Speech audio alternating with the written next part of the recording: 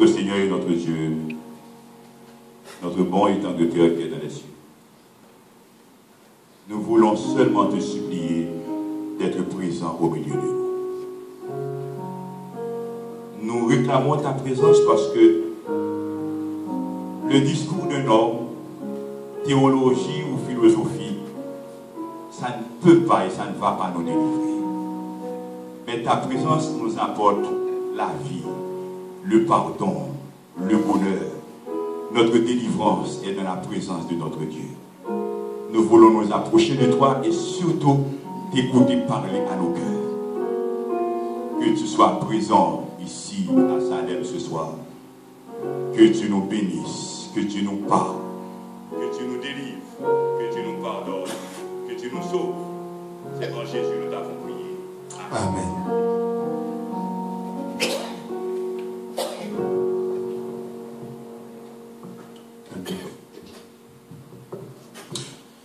Autour du thème le plus grand besoin du monde, le message de ce soir, c'est les origines du monde.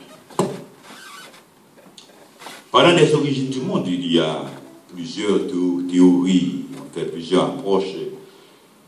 Et 19e et 20e siècle, certains scientifiques ont été même très arrogants dans leur approche. Mais je veux souligner ces certains scientifiques parce que très souvent, lorsqu'on parle des théories des origines du monde, il y a plusieurs théories, il y a plusieurs courants, il y a des scientifiques qui sont non-croyants, qui émettent des choses, qui disent des choses. Avec tout le respect que nous avons pour tous les hommes de science, il y en a qui ne font pas du sens. Mais il y a aussi des scientifiques qui sont croyants, qui vont dans le sens de la parole de Dieu. Il y a aussi des scientifiques qui sont non-croyants et qui réalisent certaines approches scientifiques ne tiennent pas la route. Il y a plusieurs questions en parlant des origines, les origines du monde, d'où venons-nous? Pour savoir ce que le monde a besoin aujourd'hui, c'est important pour nous d'avoir une idée sur les origines du monde. De tout temps, l'homme s'est posé ces questions, ces trois questions. Et je vous demande de lire avec moi ces trois questions. Quelles sont ces trois questions? C'est un, non, ne le changez pas encore. Quand vous devez changer, je vais vous dire de changer. J'ai mon ordinateur devant moi, je n'ai pas de problème. Et quelles sont ces trois questions? C'est un, d'où venons-nous? D'où venons-nous? Deux, quelles sont nos origines? Et comment l'univers a-t-il commencé? De tout temps. Et aujourd'hui encore, on pose ces questions parce que c'est important pour l'homme de trouver le sens de la vie. Les progrès scientifiques, nous ne sommes pas là pour critiquer la science, au contraire, nous aimons la science nous a beaucoup aidés, vous voyez, mais cependant, il y a un sens, le sens de la vie. Jusqu'ici, la science n'arrive pas à donner le sens à notre vie. Et pour savoir le sens de la vie, c'est pas seulement manger, boire et ensuite on meurt, et quand on meurt, tout ce qu'on avait fait dans la vie, c'est néant. Mais non, la vie n'est pas seulement ça, la vie est beaucoup plus que ça. Et pour trouver le vrai sens de la vie, il faut être conscient de ses origines, d'où venons-nous, où allons-nous.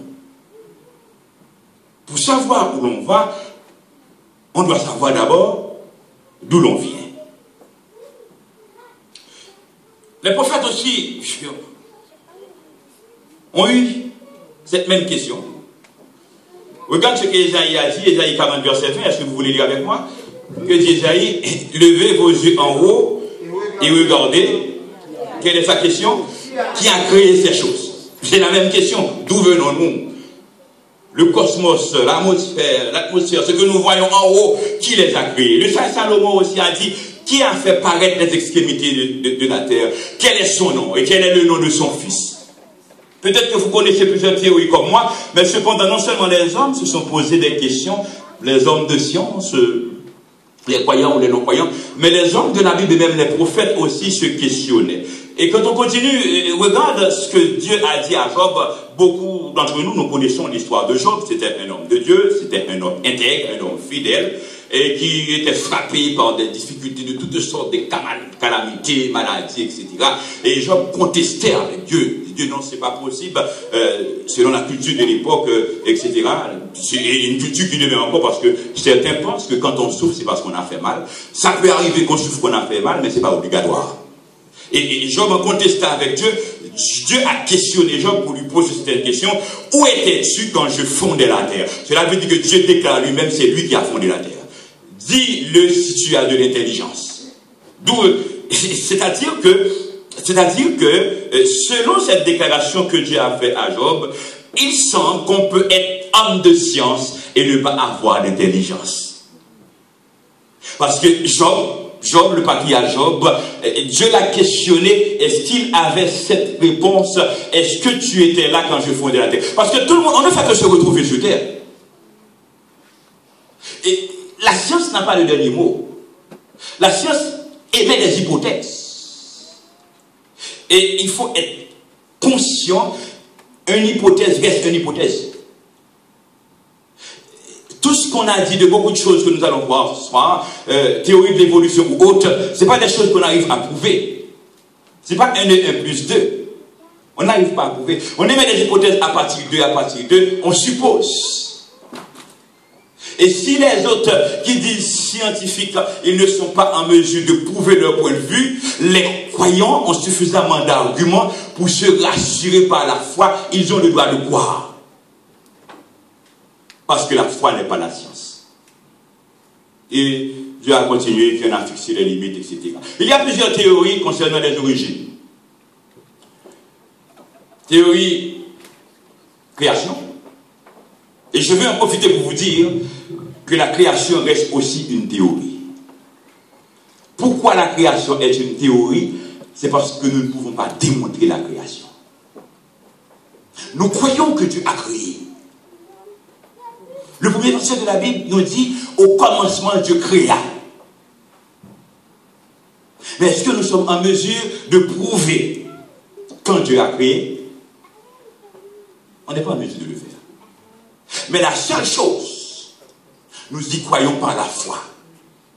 Ceux qui croient à la création.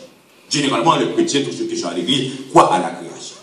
Mais à côté de la théorie de la création, il y a aussi la théorie de l'évolution. On va en parler.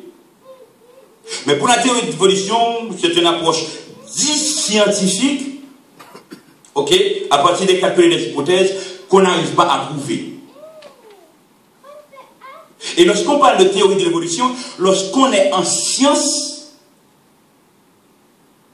science c'est pas foi. Science c'est capable de prouver et de démontrer. La théorie de l'évolution, non seulement c'est pas prouvé, même les inventeurs ou les auteurs de cette théorie, à un certain moment, ils ont émis des doutes. Nous allons le voir. Et d'autres qui ne sont pas croyants, qui sont scientifiques, trouvent bizarre la théorie de l'évolution, viennent avec la théorie d'origine extraterrestre de l'homme.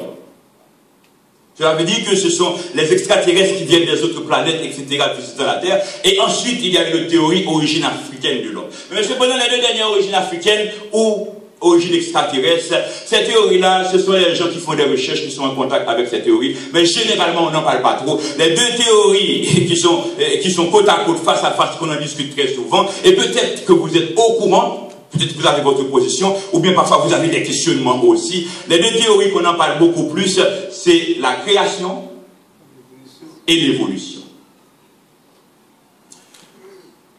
Pour les partisans de la théorie de l'évolution, l'homme c'est le Big Bang, l'homme c'est l'évolution, c'est descendant de singes, etc., évoluer pendant des millions d'années, etc. Ça, c'est leur point de vue.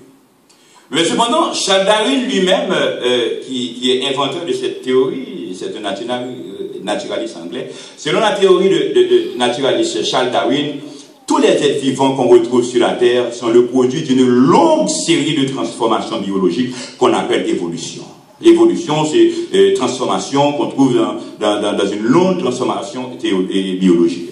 De cette manière, Darwin explique que la diversité des espèces vivantes et leur métamorphose en d'autres espèces nouvelles uniquement à partir des causes matérielles. C'est-à-dire qu'il n'y a pas de surnaturel, il n'y a pas de Dieu, il n'y a pas d'ange, c'est des causes matérielles, selon Darwin, que peut-être on est en mesure d'expliquer. Cette théorie s'oppose, je veux souligner ça avec vous, cette théorie s'oppose radicalement à l'idée selon laquelle c'est Dieu qui aurait directement créé la terre et tous les êtres qui la peuplent. Je dois vous dire que la théorie de l'évolution est en parfaite opposition avec la création. Même lorsque certains théologiens ont développé un certain courant théologique qu'on appelle évolutionniste théiste, c'est-à-dire oui, c'est Dieu qui a créé au début les matières premières, mais avec le temps il y a eu évolution. Mais non, on est dans la patate là. C'est pas ça le sens de la théorie de l'évolution. La théorie de l'évolution, il n'y a pas de surnaturel. La théorie de l'évolution, il n'y a pas de main de Dieu. Dieu n'est pas dans la théorie de l'évolution. La théorie de l'évolution s'oppose radicalement à l'idée de la création. Et selon la théorie de l'évolution, la place de l'être humain dans l'univers prend donc une toute autre signification à partir de Darwin, car désormais, il n'est pas le centre de la création. Dans la création, c'est l'homme qui est le centre. Parce qu'après avoir créé ceux qui lisent la Bible, Dieu a donné à l'homme domination. L'homme a intelligence. C'est l'homme qui commande. C'est l'homme qui dirige. C'est l'homme qui a domination sur terre. Mais pour la théorie de l'évolution, non, l'homme n'est pas le centre. Ce sont des produits du hasard. Et puis les choses peuvent varier comme ils veulent, c'est le hasard qui mène les choses, et puis l'homme se laisse aller. Mais dans la théorie de la création, c'est l'homme qui est au contrôle selon le plan de Dieu. Et nous continuons. Maintenant, la théorie de l'évolution, c'est l'approche de certains scientifiques, Darwin et d'autres scientifiques. Mais parfois, on a tendance à accuser la science et dire que selon la science, la théorie de l'évolution c'est pas toute la science. C'est un courant scientifique qui émet cette théorie. Mais cependant, d'autres scientifiques, d'autres hommes de science, très avancés, très poussés, très formés, très intelligents, se questionnent sur cette théorie pour ne pas dire démontre, même si ce que je dis démontre, c'est plus dans le sens, d'autres hommes de science ont attaqué cette théorie pour dire mais non, ça ne peut pas marcher, ça ne fait pas de sens. C'est ainsi que Werner von Braun, lui, il est un Allemand, c'est un ingénieur, astrologue, astronaute allemand. Lui, de la Seconde Guerre mondiale, il s'était fait naturaliser américain. Lui, il a déclaré l'idée d'une création sans Dieu est inconcevable. C'est pas n'importe qui le dit. C'est pas l'église qui le dit. C'est pas dans le sens de croyant. C'est un scientifique. C'est un ingénieur astronaute qui le dit. Et si on prend Robert Ball, lui, je crois qu'il est un chimiste écossais. Il a dit que le véritable homme de science ne peut pénétrer de force dans les secrets de la création sans percevoir le doigt de Dieu. Il a dit qu'on arrive à un certain niveau, lorsqu'on fait des recherches, on sent qu'on est limité et on réalise que derrière ce qu'on voit, il y a une main supérieure. Et d'autres se sont prononcés encore, si on prend Jean Rostand, que dit Jean Rostand? Jean Rostand dit, nous doutons que la sélection naturelle ait pu, même par les immenses durées dont dispose l'évolution, créer des organes aussi complexes que le cerveau, l'œil, l'oreille de vertébrés supérieurs. Ça c'est Jean Rostand, c'est un biologiste Jean Rostand. Jean Rostand, lui, pour lui, c'est un biologiste, on voit son discours, il a dit la sélection naturelle, il doute, c'est pas possible lorsqu'on prend la complexité de l'homme, la complexité de nos organes, la complexité de notre cœur, de notre poumon, de nos yeux, de nos nez, la façon dont nos organes fonctionnent.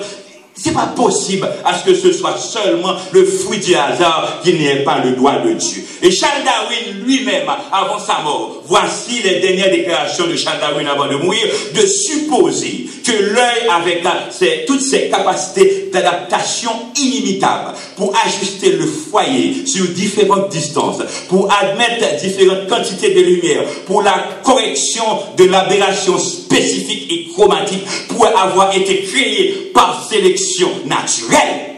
C'est Darwin qui parle avant sa mort. Et Darwin dit, semble, je l'admets librement, absurde au plus haut degré. La complexité du fonctionnement de l'œil, seulement nos yeux, j'aurais aimé avoir le micro pour pouvoir bouger un peu, seulement nos yeux, la complexité du fonctionnement de l'œil, Darwin admet dire que seulement la sélection naturelle, le fruit du hasard, pour Darwin, ça semble être absurde. Cela veut dire que parfois, il y a des gens qui sont plus royalistes que le roi. Darwin admet que sa théorie est limitée, il se questionne sur sa théorie, et aujourd'hui, beaucoup ont tendance à dire, ah mais non, comment Dieu, comment ci, comment ça, comment se voit en création. C'est comme si le fait de croire la création, c'est comme si on n'est pas évolué, on n'est pas intelligent, on n'est pas évolué. Mais non, ces hommes de science, ce sont des hommes de science avancés. Et n'accusez pas la science, c'est un courant scientifique qui fait cette approche, ce n'est pas tous les hommes de science. Allons-y. Et Proverbe nous dit, lisons ensemble Proverbe 20, verset 12. L'oreille qui entend et l'œil qui voit, c'est l'Éternel qui les a fait l'un et l'autre. Est-ce que nous voulons lire ce verset ensemble? Tout le monde veut lire? Et lisons ensemble, l'oreille qui entend et l'œil qui voit, c'est l'Éternel qui les a fait l'un et l'autre. Ce que nous voyons là, c'est le globe oculaire, c'est l'œil. Nous voyons seulement les yeux que nous voyons. Mais au-delà de ces yeux, lorsqu'on fait de l'anatomie, on passe de l'autre côté, regarde les muscles derrière, regarde le muscle oblique, regarde la poulie, regarde l'innervation, regarde les artères, regarde les veines. Et dis-moi, alors le hasard? Lorsqu'on dit hasard, c'est comme s'il y a eu un tremblement de terre, ou bien il y a eu un vent, ou bien il y a eu une inondation, et puis les choses descendent, ça croise, ça rencontre, etc. Le pur hasard. Alors le pur hasard nous donne un organe si complexe. Même Darwin se questionne. Même Darwin se questionne. Donc, vous et moi là, ok, c'est ça. Maintenant là, nous continuons, nous pouvons aller plus loin. Il y a certains slides qui veulent sauter. Et comme nous remarquons, Darwin et Jean Rostand l'a dit aussi, a dit que ça lui paraît bizarre, la complexité de l'œil suffirait à elle seule pour détruire la théorie de l'évolution. Seulement la complexité de l'œil, sans parler de tous les organes internes que nous avons. Un organe aussi complexe et délicat ne pourrait être le fruit des transformations survenant au hasard au cours des millions d'années. Nous émettons notre foi, notre croyance, d'autres peuvent voir différemment, mais cependant, quand nous parlons, quand nous nous exprimons, quand nous disons, voici notre position par rapport aux origines de l'homme, création et évolution, vous nous écoutez, vous pouvez aussi écouter les autres, parce que notez bien, les jeunes au cégep, etc., on enseigne beaucoup de choses, on va écouter, et après il faut faire appel avec votre bon sens. Vous questionnez vous-même, même lorsque vous ne croyez pas encore, pour vous faire une idée personnelle.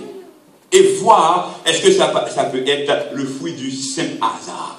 Et après, vous pouvez continuer avec les recherches que dans la théorie de l'évolution ou de la création. Mais la seule différence, c'est que dans la création, c'est la foi. Il faut prier Dieu pour vous guider, pour se révéler à vous. Et puisque Dieu est le Dieu de la révélation, j'ai l'assurance pour celui qui est sincère, Dieu va l'éclairer. Et que vous soyez chrétien ou non chrétien, Dieu ne vous demande pas d'être fanatique d'aucune théorie. Dieu n'a pas besoin de fanatique parce que c'est le Dieu qui est capable de se révéler. C'est le Dieu que vous êtes capable de rencontrer et vous êtes capable d'expérimenter ce Dieu. Quant aux autres théories, je ne sais pas trop bien. Je me suis informé pour connaître la théorie et prêcher l'évangile, mais c'est comme on dit là, c'est pas mon domaine, c'est pas ma spécialité. Qui prétendait que l'ordinateur est le résultat de la fusion de diverses pièces sur le fait du hasard? Un ordinateur. Qui peut prétendre qu'un ordinateur, l'effet, c'est la fusion de diverses pièces sur le fait du hasard? Pourtant, le cerveau humain est infiniment plus complexe que l'ordinateur. Hello? Le cerveau humain est infiniment plus complexe que l'ordinateur. Écoutez, mesdames, messieurs, derrière tout ce que vous voyez, il y a une intelligence derrière. Vous voyez ce banc-là, il y a quelqu'un qui l'a construit. La chemise que vous portez, le veston, quelqu'un. Le micro, l'ordinateur, c'est ça. Derrière tout ce qu'on voit, il y a une intelligence derrière. Alors seulement l'homme a de l'intelligence, seulement derrière l'homme, il n'y a pas d'intelligence. Hein? Moi, selon ma foi et la parole de Dieu, j'ai l'autorisation de vous dire, il y a derrière l'homme une intelligence supérieure. L'intelligence qui est derrière l'être humain, l'homme que nous sommes, est supérieure que toutes les autres intelligences. Nous ne sommes pas sur la terre par hasard, et la Bible offre de loin la meilleure explication. Dieu est le créateur de toutes ces merveilles. Ça, c'est l'approche biblique. Dieu a créé en 6 jours selon la Bible. Nous n'allons pas finir en détail la création. Nous allons passer, mais expliquer l'essentiel de la création. Pendant 7 jours, Genèse 1er, verset 1er, au commencement, Dieu créa les cieux sur la terre. Le commencement, on comprend bien, vous et moi, nous ne pouvons pas définir le commencement. La seule chose que nous pouvons vous dire, selon la parole de Dieu, le commencement, c'est notre temps. Et c'est pourquoi j'aime toujours dire, ne perdez pas votre temps à démontrer l'existence de Dieu dans la Bible. Vous ne pouvez pas le démontrer. Vous pouvez démontrer l'existence de Dieu en rentrant en relation avec Dieu. c'est que vous êtes en relation avec Dieu. Aujourd'hui même, vous pouvez démontrer l'existence de Dieu par votre foi. Parce que le premier verset de la Bible dit, au commencement, Dieu créa les cieux et la terre. Cela veut dire que Dieu existe avant le commencement. Et puisque Dieu existe avant le commencement, permettez-moi de vous dire, le commencement est notre temps. C'est notre temps chronologique. Dieu est au-delà de notre temps. Pour ceux qui font de mathématiques, on parle de moins infini plus infini. Quand on parle de moins infini, nous ne pouvons pas arriver dans moins infini. Ça va au-delà. Nous serons perdus si nous voulons aller vers moins infini. Eh bien, au-delà de moins infini, Dieu est encore là. C'est le Dieu sans commencement ni fin. Et j'aimerais péter un de mes professeurs qui a l'habitude de dire, la seule chose qu'on peut connaître de Dieu, c'est que Dieu est inconnaissable. C'est un Dieu qu'on ne peut pas cerner, c'est un Dieu qu'on ne peut pas maîtriser, et c'est ce Dieu qui nous a créés. Nous pouvons parler, discourir à partir de notre temps chronologique, et le commencement c'est notre temps chronologique. Dieu est avant notre temps chronologique. Ce que nous pouvons dire de Dieu dans notre temps chronologique est très peu. Et je dois vous dire que ce que nous connaissons de Dieu est très peu. C'est une infime partie par rapport à ce que Dieu est. Dieu s'est révélé à nous. Si nous devions maîtriser ce que Dieu est, Dieu ne serait pas Dieu. C'est le Dieu infini. Alors, allons dans le commencement. Les commentaires, là, non, pas aller si vite. Et le premier jour, Dieu a créé la lumière. Comprends bien. Au commencement, Dieu créa les cieux et la terre. Il y eut des ténèbres sur la surface de la terre. Premier jour, vous allez voir les versets, si les gens veulent prendre note, on peut prendre note. Genèse 1, verset 1 à 5. Dieu créa la lumière, que la lumière soit, et la lumière fut. Deuxième jour, Dieu créa le firmament ou l'atmosphère. Et en créant le firmament ou l'atmosphère, il y a une séparation. L'espace que nous voyons là, tout le globe là vers le haut, c'était de l'eau. L'Esprit de Dieu mouvait au-dessus des eaux. Tout cet espace d'atmosphère que nous voyons, c'était de l'eau. Maintenant, pour créer l'atmosphère, là on va trouver oxygène, etc. pour la respiration. Dieu a séparé les eaux. En séparant les eaux d'en haut des eaux d'en bas. Cela veut dire qu'au-dessus de notre tête, en haut, c'est de l'eau. En bas, c'est de l'eau. Et Dieu a créé l'atmosphère. Le deuxième jour. Premier jour, lumière. Deuxième jour, firmament ou atmosphère. Genèse 1, verset 6 et 8. Troisième jour, Dieu continue avec la séparation. Les eaux d'en bas. Il n'y avait pas encore de terre. La terre n'existait pas. Cette terre que nous avons là. Les eaux d'en bas, eh bien, la parole de Dieu nous dit, dans Genèse 1, verset 9 à 10, Dieu les a séparés. Et dans la création, nous voyons que Dieu sépare pour construire. Dieu sépare pour créer. Dieu sépare pour avancer. Séparation, lumière avec ténèbres. Séparation des eaux d'en haut, des eaux d'en bas, pour donner l'atmosphère. Séparation des eaux d'en bas. Maintenant, on est en bas, en dessous. Séparation des eaux d'en bas. Et puis, d'un côté, on a terre. De l'autre côté, on a mer. Et après les 3 premiers jours, Dieu va cesser avec la séparation. Dieu va retourner de la création du premier jour, à peu près comme matière première. Et c'est pourquoi le 4e jour, Genèse 1, verset 99, Dieu va créer les luminaires, soleil, lune, étoiles, etc. Maintenant, certains se demandent, mais comment Dieu a créé les luminaires le 4e jour, et pourtant, ce sont les lumières qui donnent de la lumière. Les luminaires sont porteurs de lumière, les luminaires ne sont pas sources de lumière. La source de lumière, c'est la lumière que Dieu a créée le premier jour. Et dans la création du 4e jour, la création du 4e jour est liée à la création du premier jour. Dieu créa les luminaires, et les luminaires donnent de la lumière, les luminaires puisent la lumière à partir de la lumière que Dieu a créée le premier jour. Et ça va continuer. Le 5e jour va être lié aussi au 2e jour. Le 5e jour, Dieu va créer les oiseaux. En créant les oiseaux volent dans l'atmosphère. Et cette atmosphère a été créée le 2e jour en séparant les eaux d'en haut des eaux d'en bas. Et le 6e jour aussi va être lié au 3e jour. C'est le 3e jour que Dieu a créé la terre en séparant les eaux d'en bas. La terre a été créée. La partie sèche, c'est la terre. Et ensuite, l'amadou, c'est la mer, les 3 quarts, etc. Mais cette terre que Dieu a créée le 3e jour, c'est avec cette terre que Dieu va créer l'homme le 6e jour. C'est-à-dire que 1er jour, 3 et 4e jour, 2e jour, 5e jour, et 3e jour, 6e jour. Et quand on analyse la création, quand on rentre en détail, en profondeur, on fait travailler ces mélanges pour étudier la création dans Genèse, on va voir, sans cette création des 6 jours, la vie de l'homme sur terre serait impossible. L'homme ne peut pas vivre sans lumière, l'homme ne peut pas vivre sans l'atmosphère, l'homme ne peut pas vivre sans la terre, l'homme ne peut pas vivre sans la végétation, etc. C'est comme si, en créant l'homme, Dieu a tout préparé. C'est comme si votre épouse porte un bébé et nous sommes en train de préparer la chambre pour la naissance du bébé. Tout ce qui a été créé avant, c'est créé pour que la vie de l'homme soit possible sur terre. Et Dieu nous a créés. Nous n'allons pas vivre par hasard. Notre vie va dépendre de Dieu et notre vie va dépendre de la création de Dieu.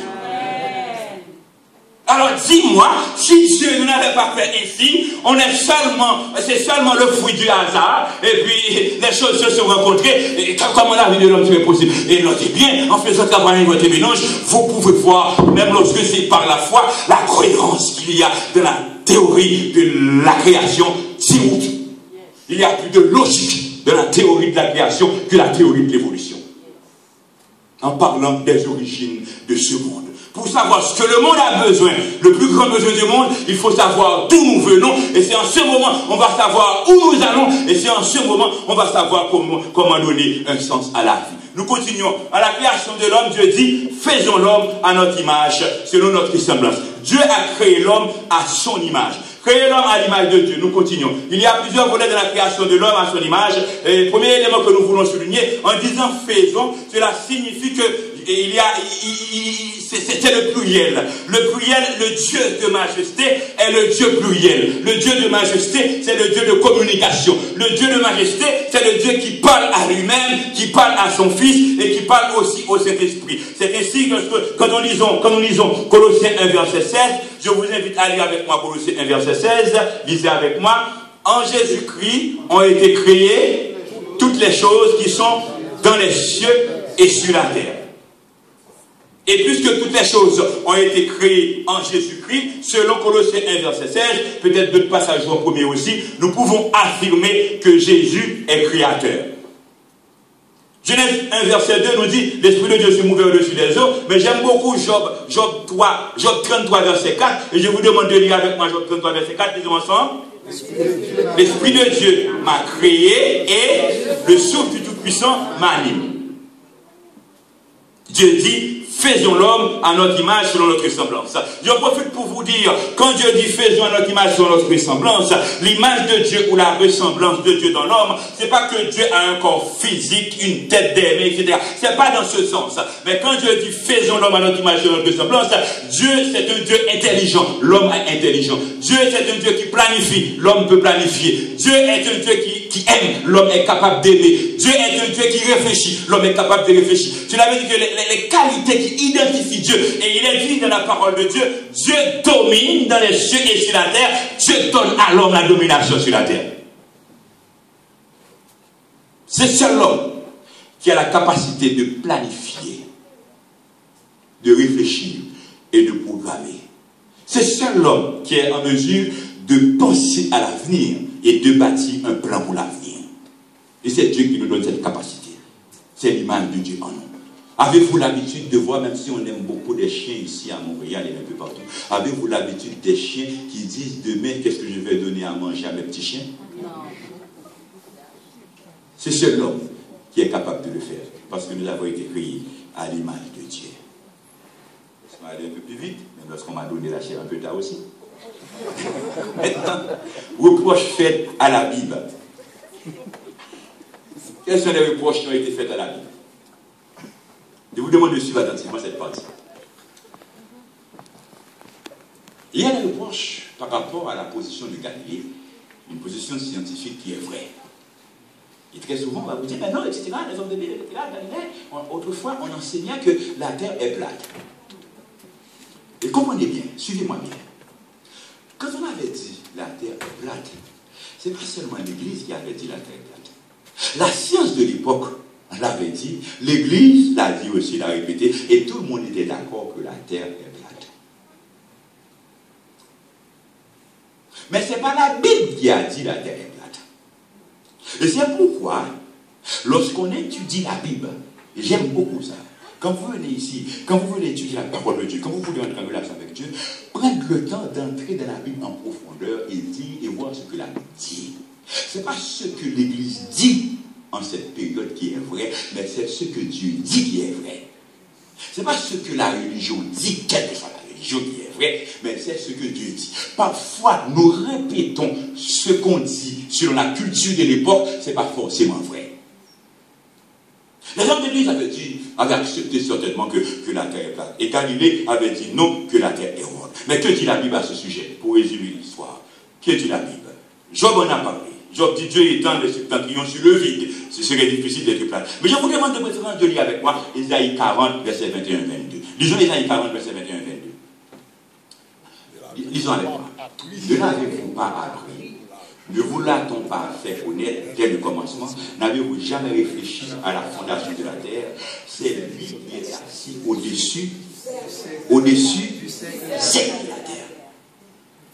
Pendant tout longtemps, tout le monde dit, l'Église dit, tout le monde est d'accord que la terre est plate. Mais que dit la Bible? La Bible dit que Dieu est assis au-dessus du sec. Un sec est plat ou rond. Et puisque Ésaïe avait dit que Dieu est assis au-dessus du sec de la terre, cela veut dire que Galilée, homme de science qui s'opposait à l'Église, c'est le point de vue de Galilée qui était biblique. Amen. Et pourtant, le point de vue de l'Église, c'était la science de l'époque.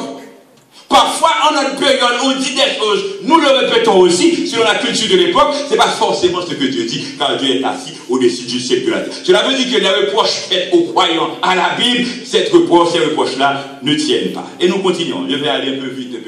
Je suis dans Job 2, verset 7, bravo. Et Job dit, interroge les bêtes, elles t'instruiront. Les oiseaux du ciel, ils te l'apprendront. Parle à la terre, elle t'instruira. Les poissons de la mer te le raconteront. Regarde dans tout bon sens. Regarde la nature. Regarde les oiseaux qui volent. Regarde les arbres. Regarde un enfant qui grandit. Regarde une femme en grossesse. Regarde le fonctionnement de l'homme. Regarde le soleil qui se lève et le soleil qui se couche. Depuis plusieurs milliers d'années, selon la création. Jusqu'ici, tout est correct. Regarde tout ce qui se fait dans le cosmos. Regarde les galaxies. Regarde les étoiles et la lune. Et dis-moi, c'est hasard. Derrière toutes ces choses, il y a la main de l'Éternel. Les cieux racontent la gloire de l'Éternel. Et l'Éternel manifeste l'œuvre de sa main. Même lorsque on ne croit pas en la Bible, peut-être certains ne croient pas dans la Bible, mais seulement en tout bon sens, en constatant les merveilles de la nature, nous ne pouvons crier seulement que Dieu est grand. Si vous ne croyez pas en Dieu, vous voulez dire l'architecte de l'univers, c'est votre droit. Si vous voulez dire l'intelligence qui a créé, c'est votre droit. Mais sachez bien, derrière tout ce que nous voyons, il y a l'année de l'intelligence suprême. C'est le Dieu créateur, c'est mon Dieu, c'est votre Père. Et quand nous continuons, je vais citer Roger Bacon. Et on peut lire ensemble Roger Bacon, la dernière fois, ce que dit Roger Bacon. Un peu de science éloigne de Dieu, mais beaucoup de science y ramène. C'est un philosophe anglais. Un peu de science éloigne de Dieu. On n'a pas l'habitude de voir les enfants là qui sont en sciences humaines, qui sont en philosophie, qui commencent à étudier certaines théories. Dès qu'ils commencent à étudier certaines théories, ils commencent par se gonfler, etc.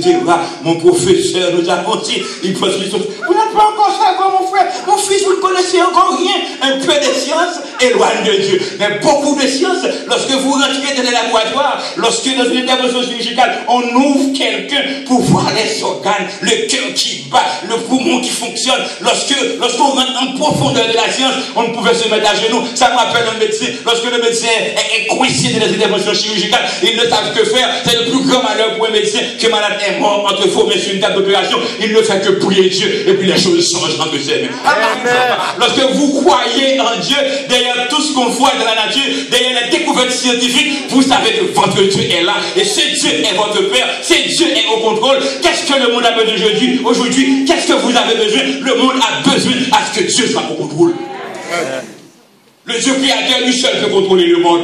Après les discours théologiques politiques c'est faux. Les discours diplomatiques c'est faux. On peut tout faire. Seul Dieu peut contrôler parce que Dieu a créé. Il y a un dernier verset pour terminer. Oh non, deux derniers versets. J'aime répéter après David. Je te loue de ce que je suis une créature si merveilleuse. Je ne suis pas n'importe quoi, je ne suis pas n'importe qui. Je suis une créature si merveilleuse. Tes œuvres sont admirables et mon âme le reconnaît bien. Et quelles sont les origines du monde? Quelles sont nos origines? Avant de lire le dernier verset, Moi, ça c'est mon point de vue, c'est ma foi, c'est ma conviction. Je suis convaincu, c'est Dieu qui m'a créé. Amen. Quels sont ceux qui croient, c'est Dieu qui les a créés. Amen. Bravo à Dieu. C'est Dieu qui nous a créés. Nous pouvons ne pas comprendre beaucoup de choses. Nous n'avons qu'à progresser dans nos recherches. Mais c'est Dieu qui nous a créés. Et quelles sont les origines du monde? Lisez avec moi Jérémie 32, verset 17. Disons ensemble. Ah, Seigneur éternel, voici, tu as fait les cieux et la terre par ta grande puissance et par ton bras étendu. Rien n'est étonnant de ta part. Quelles sont les origines du monde?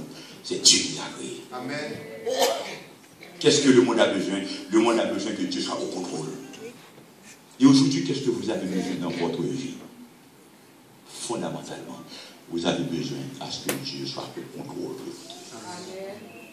Avant toute chose, que Dieu contrôle votre vie, que Dieu contrôle votre avenir, que Dieu contrôle votre famille, que Dieu contrôle vos projets.